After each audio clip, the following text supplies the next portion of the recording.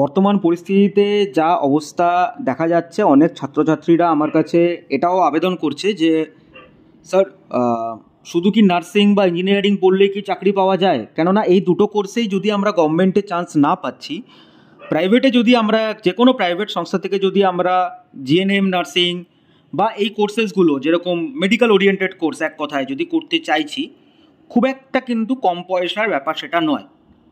মানছিস credit card আছে, student loan, সব কিছু ব্যবস্থা আছে, কিন্তু স্টিল কোয়ালিটি এডুকেশন যদি পেতে হয় মেডিকেল ওরিয়েন্টেড কেসে, আমি সবসময়তেই স্টুডেন্টদেরকে সাজেস্ট করেছি যে go for the best institution, আর হসপিটাল সঙ্গে যে ইনস্টিটিউশনের সেরকম ইনস্টিটিউশন থেকে পড়াশোনা করো। যাই হোক, সেটা একটা আলাদা প্রসঙ্গ। মেন বিষয় যেটা, সেটা হচ্ছে স্যার কিরকম কোর্স করলে বা কী কী কোর্সেস করলে ইজিলি চাকরিটা যেন আমরা পেতে পারি অ্যাটলিস্ট। যেটা আমরা কোভিডের সময় অনেকেই মানে দেখতে পেয়েছি ইম্প্যাক্ট পড়েছিল ইন্ডাস্ট্রিটার উপর, সেটা হচ্ছে hospitality industry and hotel management industry. Hospitality and hotel management, এই দুটো ইন্ডাস্ট্রি হচ্ছে রিলেটেড টু বলতে পারেন ট্রাভেল অ্যান্ড ট্যুরিজম। এবার আরেকটা মিথস আছে যে হসপিটালিটি মানে হচ্ছে হসপিটালে জব পাওয়া যায়, নট দ্যাট। হসপিটাল ম্যানেজমেন্ট আলাদা, হসপিটালিটি ম্যানেজমেন্ট আলাদা। হসপিটালিটি সেক্টরটা হচ্ছে যে যে সেক্টরসে আমাদেরকে ক্লায়েন্টদেরকে সার্ভ করতে হয়, ঠিক আছে, কি সার্ভিস দিতে হয়, যে ফিল্ডে পারদর্শী সেরকম সার্ভিসেস দিতে হয় ক্লায়েন্টসদেরকে ডাইরেক্টলি, ঠিক আছে। তো তার মধ্যে ডিপেন্ড করতে পারে হয়তো cook, after that waiter services, after that housekeeping services. এই যে সার্ভিসেসগুলো, এগুলো কিন্তু ক্যাটাগরিক্যালি একটা বিগ ইন্ডাস্ট্রি। কেন সাজেস্ট করছে এই কোর্সটা?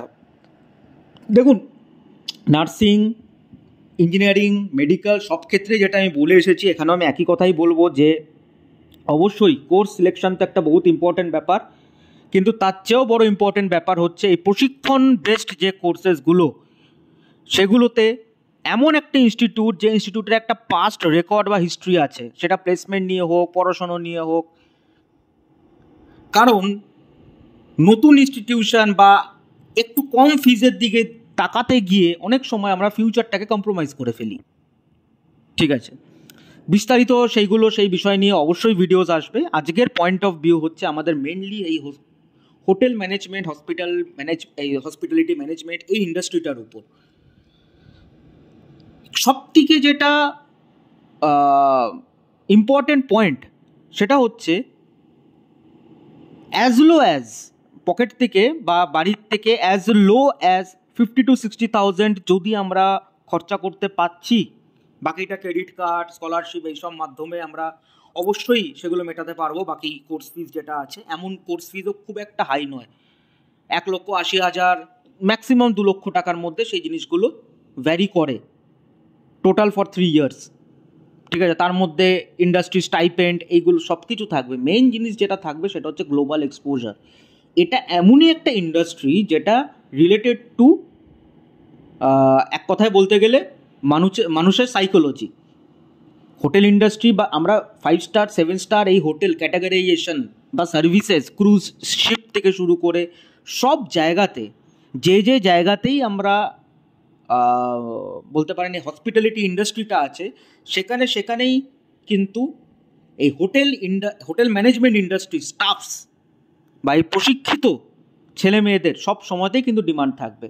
সেটা শুরু হতে পারে ফ্রন্ট ডেস্ক রিসেপশন থেকে শুরু করে আপ টু হাউসকিপিং অবধি, প্রত্যেকটা আলাদা আলাদা ডিপার্টমেন্ট। বন্ধুরা, আপনারা হয়তো অনেকেই জানেন না, শুনতে হয়তো কীরকম লাগে, বাট সত্যি কথা বলতে এটা আপনারা কি জানেন, একটা বার অ্যাটেন্ডার যদি ভালো, আমি একটা বার টেন্ডার হই, দেন আমার যে স্যালারি হবে সেটা মানে অ্যাভারেজ যেটা আমাদের ইউথসরা আছে, ঠিক আছে, তাদের থেকে অনেকটাই বেটার স্যালারি।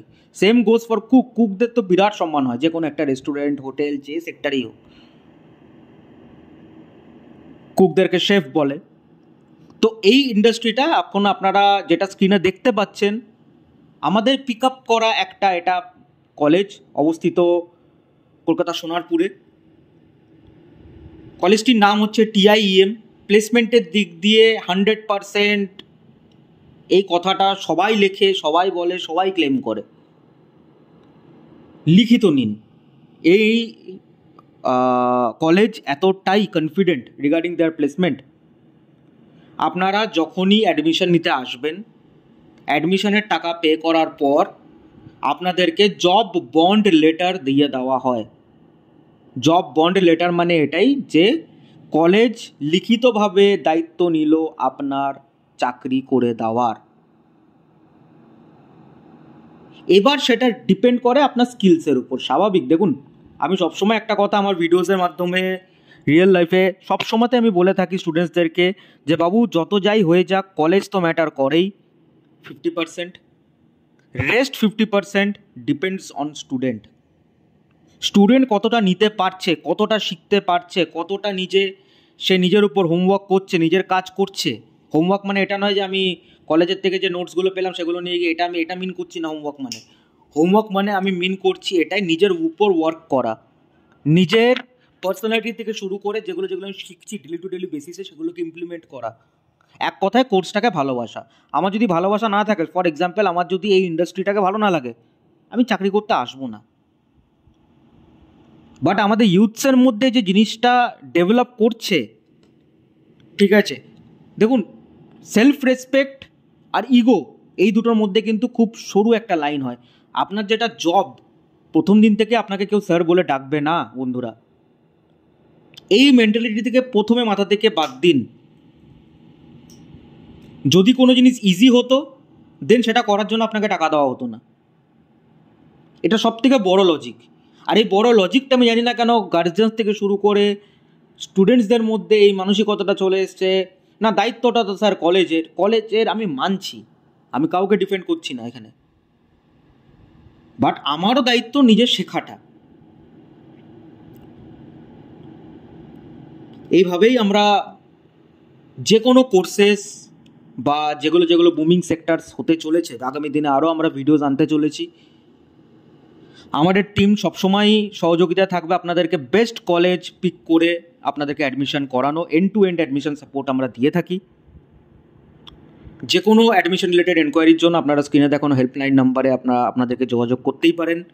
যদি কোনো কারণে ফোন পিক আপ না হচ্ছে, অনুরোধ রইল প্লিজ হোয়াটসঅ্যাপে আপনাদের যে কোনো এনকোয়ারি আপনারা আমাদেরকে করুন।